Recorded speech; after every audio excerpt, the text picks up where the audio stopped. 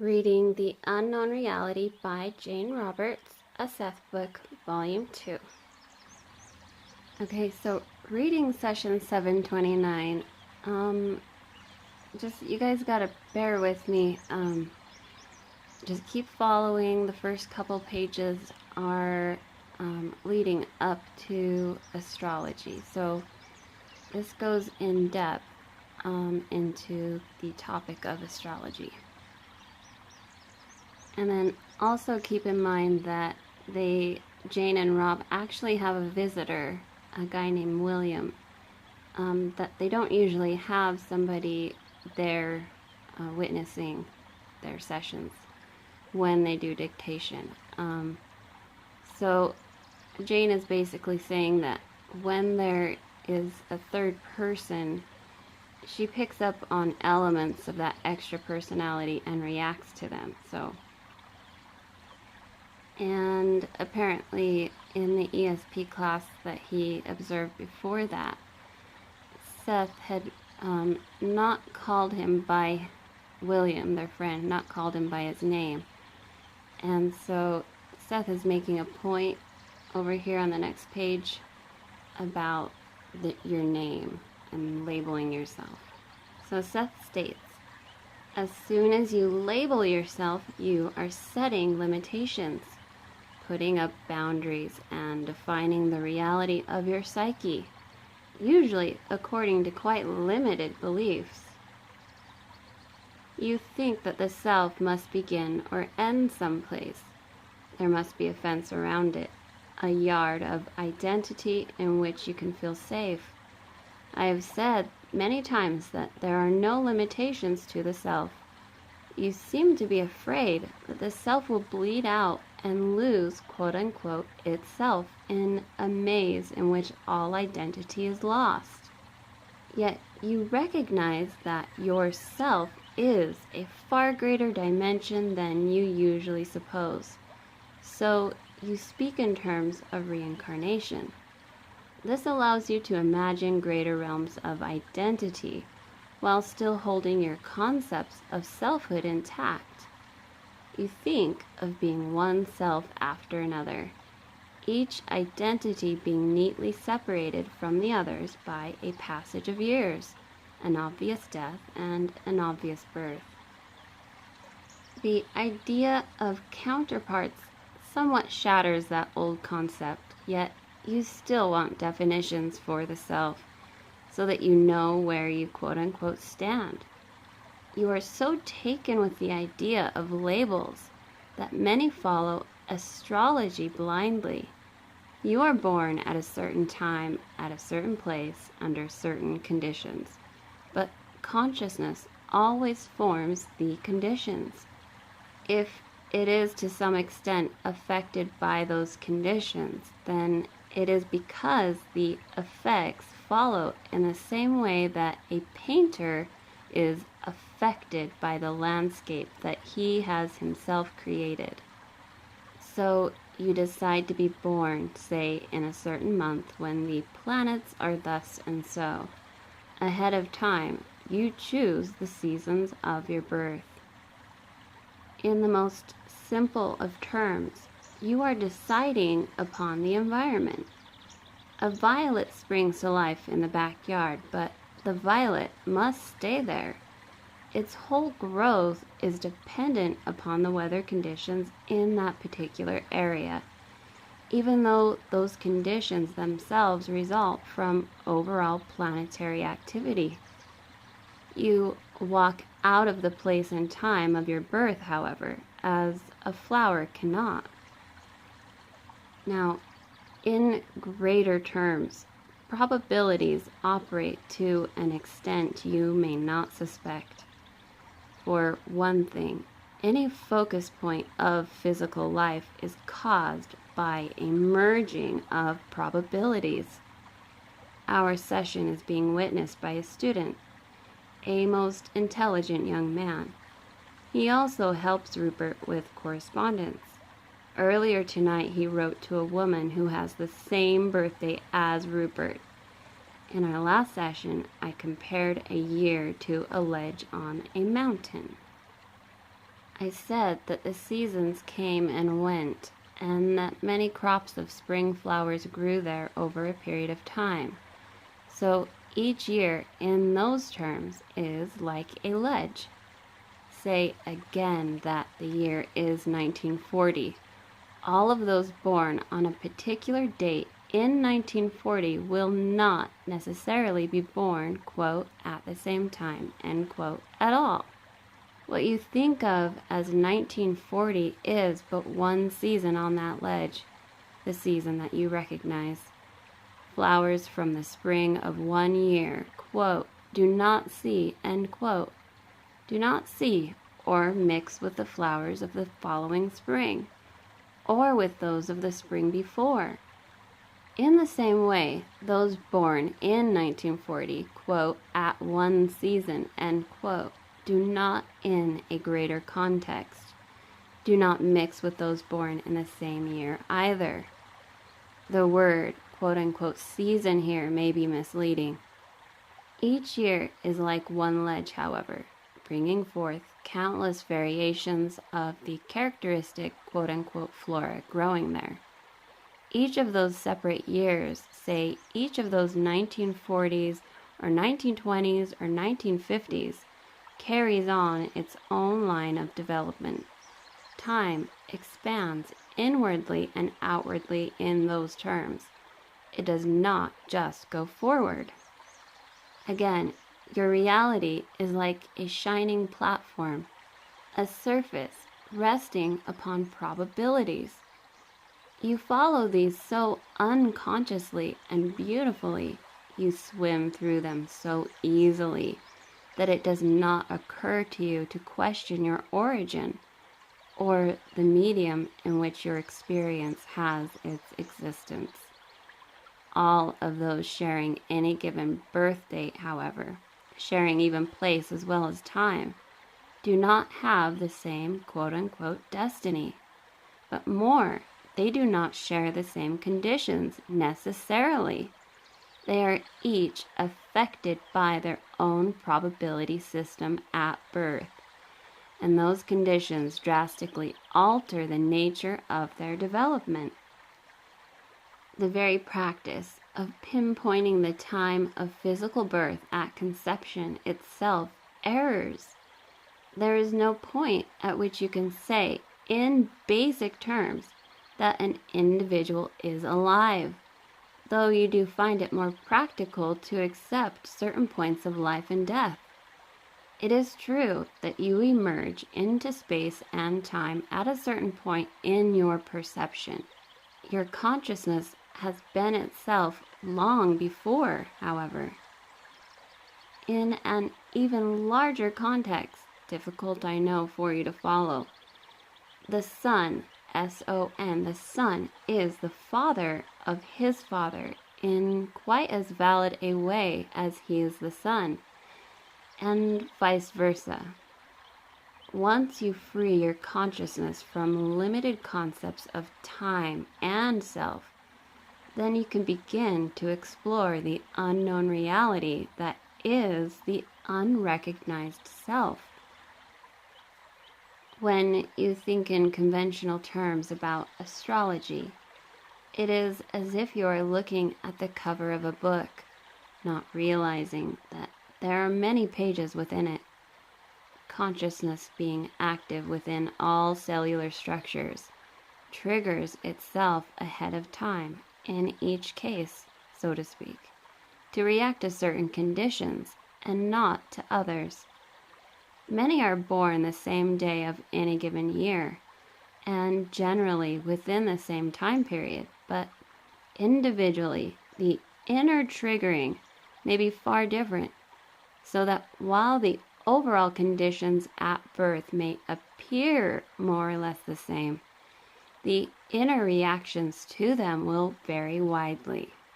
Some persons will be much more affected by and sensitive to other probabilities, which, for instance, do not show at all in conventional astrology quote-unquote charts. Those charts emphasize one line of probabilities at the expense of all others. Interpretations based upon the charts then will make more sense to those who have chosen the same probable birth circumstances, but they will be of no value to those who were born at the same time in your terms, but who follow a different order of probabilities.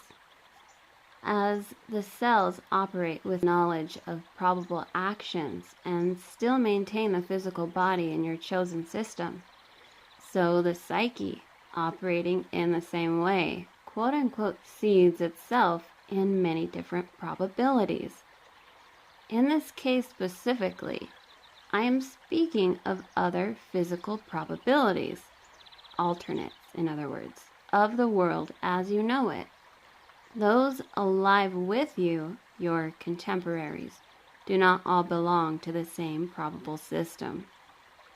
You are at a meeting ground in that respect, where individuals from many probable realities mix and merge, agreeing momentarily to accept certain portions of the same space-time environment.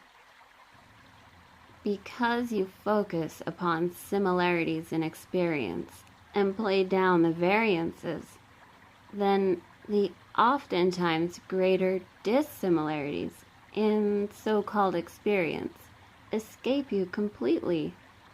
You take it for granted that memory is faulty if you do not agree with another person on the events that happened at a certain place in time, say those in a recently experienced historical past.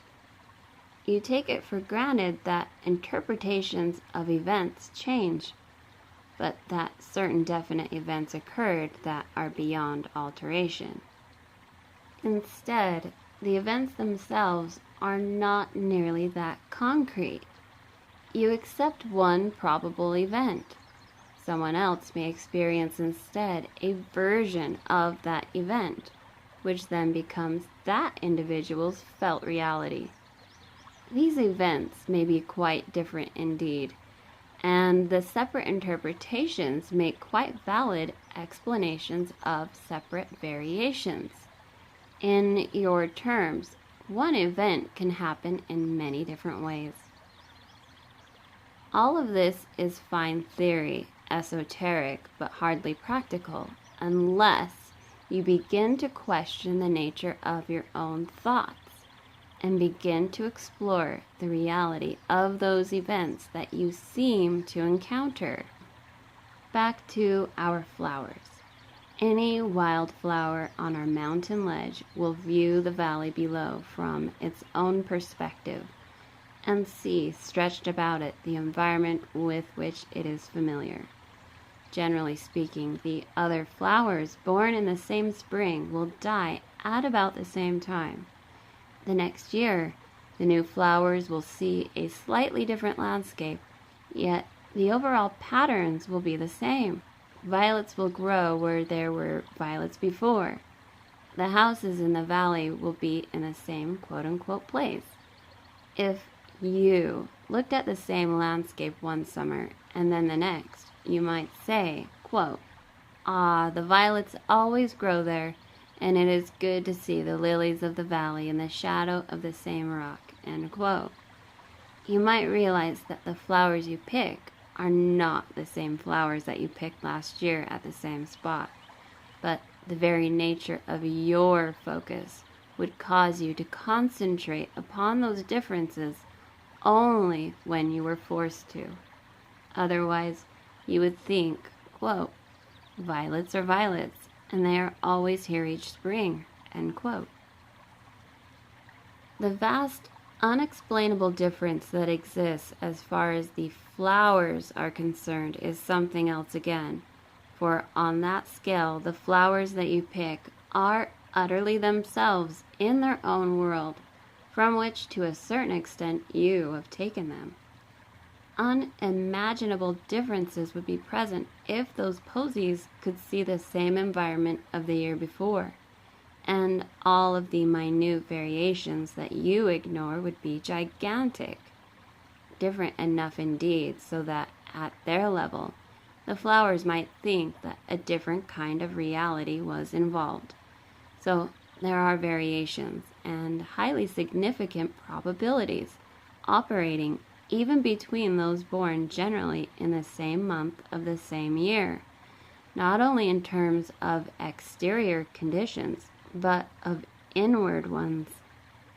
Consciousness does not simply choose to be born at a certain place in space and time, but it also endows its physical organism ahead of time with certain inner triggers so that it will respond to those conditions in highly individualistic ways. I am not even hinting at predestination or predetermination. Let us try another simple analogy. A seed, quote unquote, knows that it will come to life in the middle of a pot in someone's living room. Say it is a tomato seed, and our house owner decides to start a plant from scratch. All cellular life is precognitive in your terms. The seed then knows that the sun comes, say, from the west in this particular room. It begins to respond in that manner before the shoot emerges. The shoot does not simply react to the direction from which the sun shines, but senses this far before, and the seed sensitizes itself, quote, ahead of time, end quote, to those conditions. It could grow to the east just as well. The trigger is not the sun's direction on its own, but the plant's innate knowledge of that direction. The plant is not predestined to grow toward the west, for example. In the same manner, the self knows ahead of time the best conditions for its own development, in light of the time and place of its chosen birth. It has, however, literally endless probabilities to choose from to fulfill its abilities while maintaining a workable selfhood. Consciousness chooses the best overall conditions available for its own purposes of growth. It then preconditions its own organism to respond or not to respond to the time and place of birth, to exaggerate or minimize, to negate or accept. The emergence of consciousness into those physical conditions automatically alters them, a fact not recognized by astrologers. Each child born alters the entire universe and changes the world of its time and birth by bringing into it action not there earlier in your terms, and by impressing the universe with the stamp, the indelible stamp of its reality. Each child chooses its own probable version of any given birth date. So dates are obviously not just points in time pinpointed in space. In the first place, since all time is simultaneous, you are always dying and being born, and your later experience affects the time of your birth. Now, I admit that a birth date operates as a handy reference, but if you realize that your consciousness did exist before that time, your memory will open up, and your accepted birth date will appear far less important. Quote, coming out of the womb, end quote, is an event, and much better to use than quote-unquote birth. In greater terms, far greater terms than you imagine, you are aware of probable quote-unquote births, and your other parentages that are quite as legitimate as the personal history you now accept. The self is not limited. The true meaning of that statement may sometime dawn. The idea of one personhood still closes your eyes to the greater multi-personhood that is your true reality. Often your dreams give you a hint of this kind of existence. You view the heavens and the universe, the planets and the stars from your own focus, a highly limited one in certain terms. In the first place, you are looking at one version of the universe as it seems to exist at the moment of your perception. The entire nature of a personality cannot be considered in its totality in that small context. The personality itself is not only independent of space and time, but uses the illusions that result for its own purposes.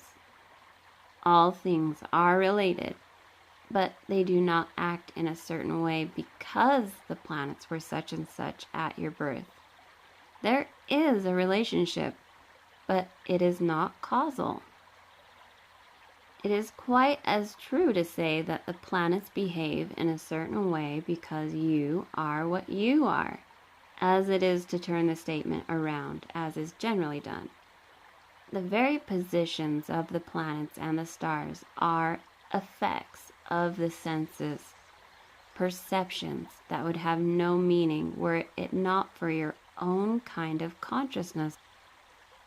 Those perceptions, then, cannot cause you to behave in any given way because of conditions that have no meaning outside of your own consciousness.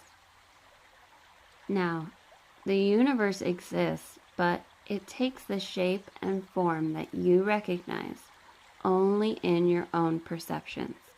The motion of the planets, indeed their very perceived reality, exists in far different terms.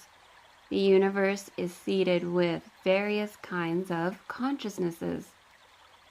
Some of these appear to you as planets or stars as they quote-unquote intrude into your field of actuality. As such, they appear to behave in a certain fashion, to take a certain form, to have certain effects. You and the stars are simultaneous events, each conscious and aware, but in different quote-unquote scales of actuality, as your scale of consciousness is different from that of the violets. With physical perception, the picture all fits, of course.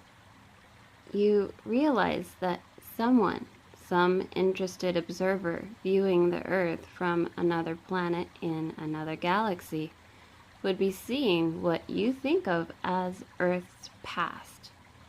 But I pointed out, quote-unquote, he might also be seeing Earth's future, according to, quote-unquote, his viewpoint. This would in no way alter your reality. The positions of the stars and planets, however, and your time scheme cannot be depended upon to give an indication of, quote-unquote, causal effects. The personality simply exists in greater terms. Using conventional astrology, you will find certain correlations because of particular events occurring that are indeed interrelated. Yet many individuals will not discover semblances of themselves in the charts of astrology, simply because their chosen probabilities are, qualitatively speaking, so different from the quote-unquote norm. When astrology works, it works because the astrologer is using his or her creative and psychic abilities, and then projecting that knowledge into a pattern that is of itself too small to contain it. The chart then simply becomes an aid. I understand that some of this will be difficult to follow. The only other recourse, however, is to repeat myths and tales that you have outgrown. The stars and planets simply are in more than one place at one time. I admit that your perception of them makes them appear to be relatively stable, and you are biologically tuned into that perception. Your experience of time and motion, as you know, is relative, and in comparison with your own relatively brief lives, the planets seem to endure for almost endless periods. This is your viewpoint as you look out from your ledge. Other minute creatures might well mark portions of their lives with your coming and going, and imagine that your position at their birth regulated their activity. Imagine them making up charts correlating their lives with your own. Are you in the habit of pacing the floor? In another scale of time, how many ages might it seem to take for your shadow to cross from one side of the room to another? The analogy is not as far-fetched as it may seem, for certainly your shadow will affect the temperature of the room minutely and alter other conditions in ways you would never comprehend, often causing gigantic variations to a consciousness on another scale. An imaginary ant, a philosophical one, might sit and, in its own way, contemplate how often you walk the floor in a period that might seem like a year to it. It might try to calculate your next passage ahead of time so that prudent ant could run, quote, out of the way, end quote, in time to avoid your footsteps. Your rumbling tread might shake its tiny home beneath certain floorboards or in the crevices between. I admit that I am stretching our ant tail here, but imagine further that our little fellow becomes familiar with everyone in, say, an apartment house, learning to recognize all of the footsteps that go up and down the stairs. Our philosopher keeps in touch with the other ants, until with time and work and patience, a chart is made and calculations drawn. An ant born at 3 o'clock in the afternoon when Miss X comes home with her boyfriend is apt to have a hard time of it, for the couple runs about exuberantly, shaking all of the establishment and tumbling the dust in the inner crevices. I am not comparing astrologers with ants. I am, however, trying to show you that you are not ruled by the stars, and that when you behave as if you are, then you are showing as little comprehension of your true position as our ant did. You are small in relationship to the stars also, but when you seek to place your fate in their hands, figuratively speaking, then it does seem as if you have little control over your own destiny. You are consciousnesses at particular points of experience, and in other kinds of reality, you twinkle like stars. Alright, so that's the end of this session, and we do have some session notes. Note number 2, let me just say, chapter 13 of Seth Speaks. Seth presented additional information on the various ways reincarnating personalities associate themselves with the fetus.